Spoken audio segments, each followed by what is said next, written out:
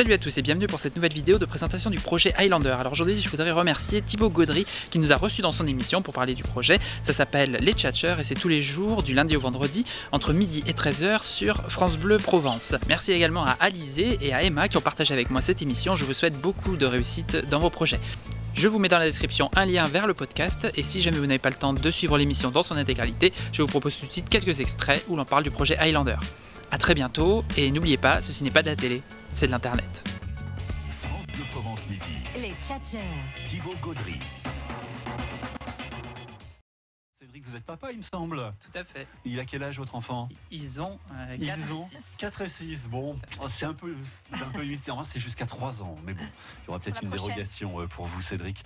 Cédric Vidrequin, vous êtes perthusien. Vous organisez cet été en Indonésie, sur une île déserte, une expédition et un stage de survie qui va durer 1 mois.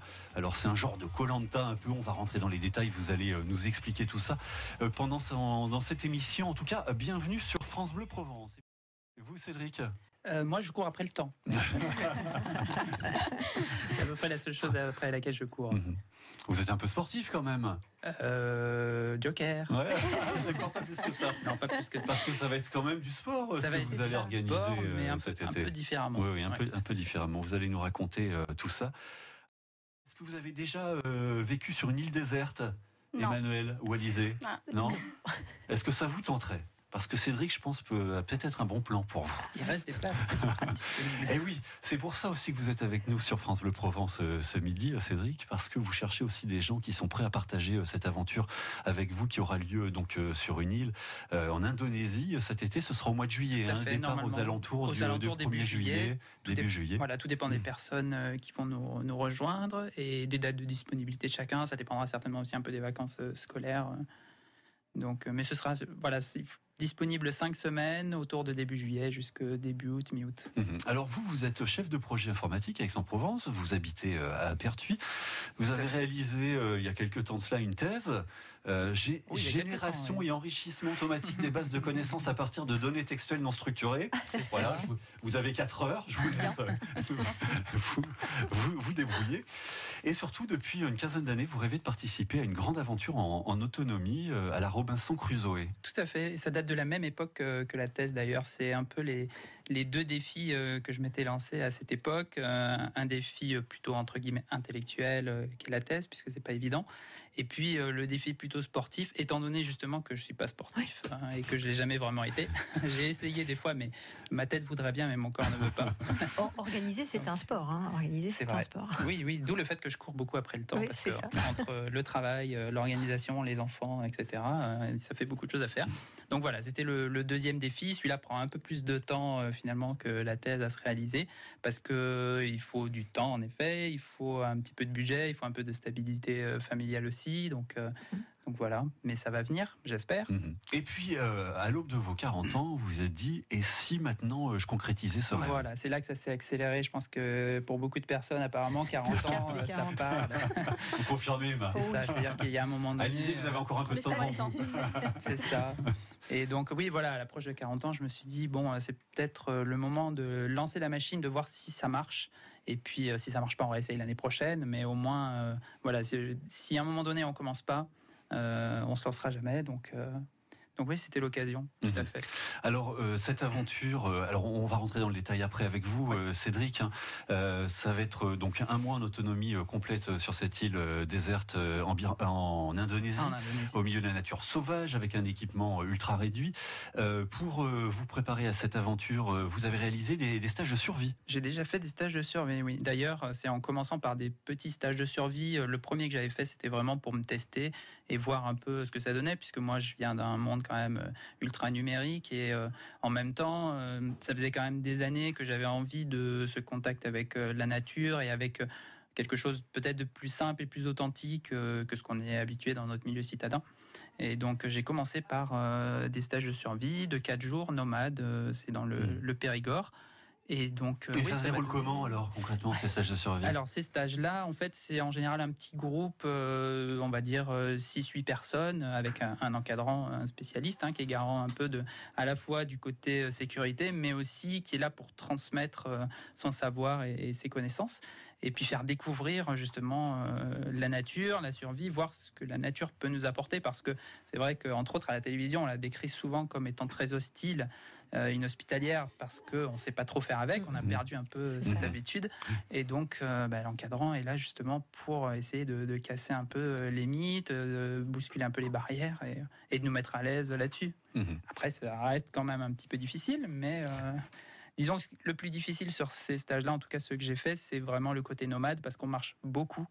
On mange très peu, on boit pas des masses non plus, on dort. Et tout ça n'est pas très conciliable. Voilà. Donc, à la fin des 4 jours, on est quand même assez fatigué et on apprécie le petit brunch qui est servi au retour à la ferme. C'est plutôt satisfaisant. Cédric Vidrequin, lui, prépare une autre folle aventure qui aura lieu cet été au mois de juillet sur une île déserte en Indonésie.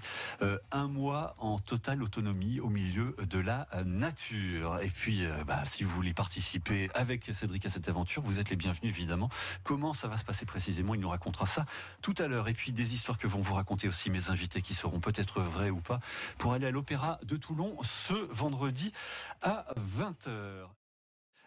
Cédric, on retourne en Indonésie, on voyage beaucoup, on va du pôle Nord au pôle Sud, en passant par l'Afrique du Sud et la Floride. Et l'Indonésie, donc c'est avec vous, Cédric. Donc on le disait tout à l'heure, vous vous êtes préparé, vous continuez de vous préparer, vous allez continuer, j'imagine, de vous préparer en vue de ce mois en autonomie totale, donc sur cette île. Alors, vous l'organisez pas tout seul, cet événement. Vous l'organisez notamment avec une jeune femme qui est spécialiste justement de la survie. Tout à fait, vous la connaissez peut-être, c'est Éléonore. Elle était finaliste de l'émission Wild, la course de survie sur M6. Et donc, elle est à la tête d'une agence qui s'appelle Time on Target, qui est spécialisée dans les stages de survie un peu partout dans le monde aussi. Donc, que ce soit forêt amazonienne, désert, grand froid, et y compris île déserte. Et donc, pour s'entraîner, ça peut être pas mal aussi de commencer par des stages un peu de ce genre-là, avant d'attaquer vraiment, de faire le grand saut. Elle sera d'ailleurs présente, Elle sera présente avec pendant vous, les 4 à vos semaines, côtés, pendant tout le mois que va durer cette aventure. Et en plus, elle est infirmière, donc c'est plutôt utile. Ça peut être plutôt utile aussi. C'est ça, elle a énormément de compétences autour de la santé, y compris en milieu isolé. Et donc, bien sûr, il y aura du matériel, une trousse médicale de sécurité au cas où. Mais pour l'instant, normalement, elle n'a jamais eu vraiment besoin. Donc ça va. Tout le monde a échappé au varan et est revenu indemne.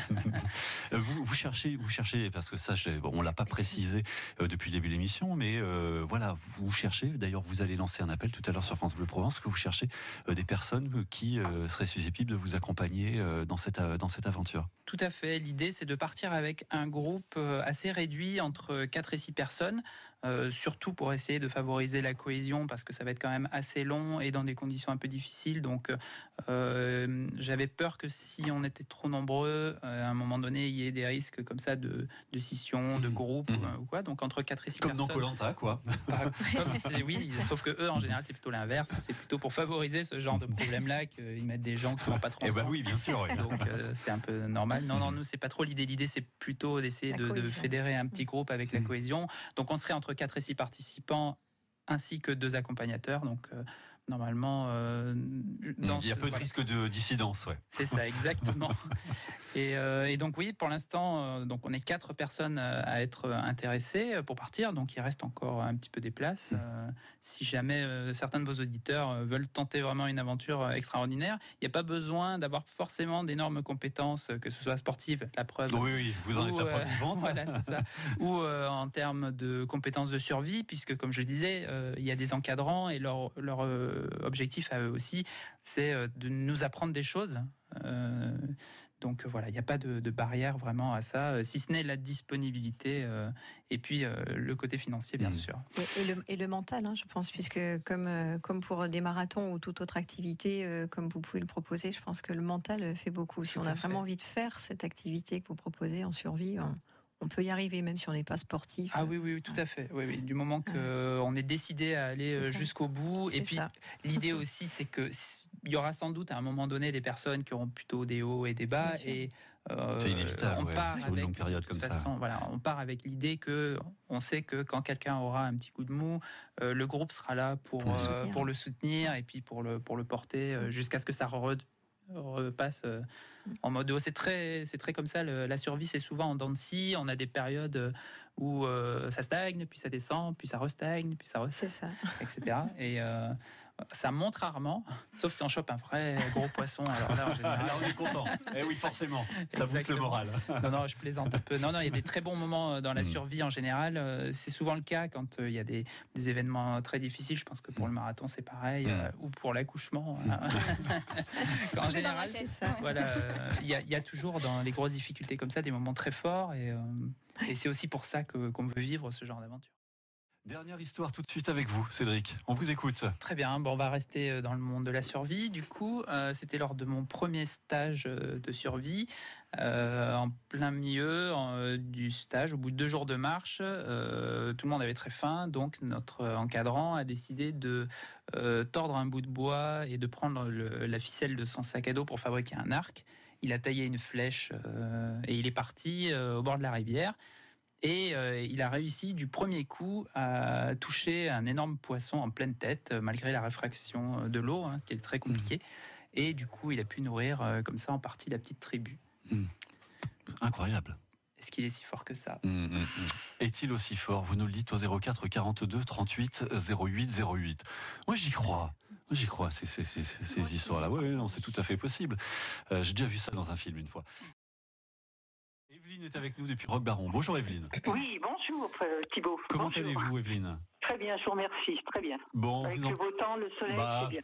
Là, franchement, on va pas se plaindre. On va non, pas se plaindre. tout à fait, oui. Bon, Evelyne, dites-moi cette histoire que nous a racontée Cédric. Vous en moi, pensez j'y quoi? crois pas trop, l'histoire de la flèche et tout. J'y crois pas trop. Vous faites pas ça, vous non, jamais. Vous n'avez jamais, comme ça, avec un arc et une flèche, tué un poisson? Non. Si, j'ai fait quand même un petit peu, mais il y a très longtemps. Oui, c'est vrai. Mais vous n'y croyez pas quand même? Non, j'y crois pas quand même. Cédric, Evelyne ne vous croit pas. Elle a tort. Oh. C'est vrai. Alors. Si, il est très fort. Ouais. Oui. Il s'appelle Denis Tribaudot, si vous voulez voir. Il fait des très bons stages. C'est lui qui organise les stages auxquels vous avez participé. Ce stage-là à l'époque. Oui. Et en effet, j'étais justement à côté de lui au moment où il l'a fait, et ça m'a bluffé. Ah oui, c'est impressionnant. À partir de là, mais même lui n'était pas persuadé, parce qu'il sait très bien justement. Réussir, quoi. Oui, bien sûr. C'est que c'est très compliqué, et il était aussi surpris que nous, je crois. Mais à partir de autant que le poisson, j'imagine. C'est ça. Oui. Je suis désolée. Non, c'est nous qui sommes désolés pour vous, Evelyne. Oui, bien sûr. Bon, belle journée tout de même. Les tchatcheurs avec encore quelques minutes à passer ensemble avec Alizé Chanou, avec Emmanuel Clerc et avec Cédric Vidrequin. On avait encore plein de choses à se dire, mais l'émission touche déjà à sa fin. Cédric, en quelques mots, si on est intéressé pour participer avec vous à cette aventure que vous organisez donc en Indonésie, je le rappelle, sur une île déserte cet été au mois de juillet, pendant 1 mois, en autonomie complète, au milieu de la nature, avec un équipement ultra réduit. Il y aura des petites épreuves, il y aura des petits défis sportifs. Il y aura même des votes aussi. D'ailleurs, c'est l'aspect ludique de cette aventure. Si on est intéressé, comment fait-on alors? Eh bien, je laisse les coordonnées à la radio. N'hésitez pas à appeler. Il y a un site internet, une page Facebook, une adresse email. Vous pouvez nous contacter par à peu près tous les moyens. Il y a le site internet qui est très complet. Il y a toutes les infos. Il y a les contacts. C'est icelandersexperience.wordpress.com. Vous allez sur internet, dans votre moteur de recherche, vous tapez ça, vous allez forcément tomber sur le site. Merci Cédric d'être venu jusqu'ici sur France Bleu Provence. Vous viendrez nous raconter. Une fois que ce sera fini. Et voilà, à la rentrée prochaine. Voilà, avec plaisir. Comment ça s'est déroulé. Et puis, si vous voulez aussi aider Cédric, il cherche aussi des sponsors. On n'en a pas parlé. Tout à fait. Mais voilà, si vous voulez soutenir Cédric dans cette démarche, il y avait tout l'aspect aussi environnemental qu'on n'a pas eu le temps d'évoquer. Mais bref, vous allez sur le site internet et vous aurez toutes les infos. Merci à tous les trois d'être venus jusqu'ici et belle journée. Bonne journée.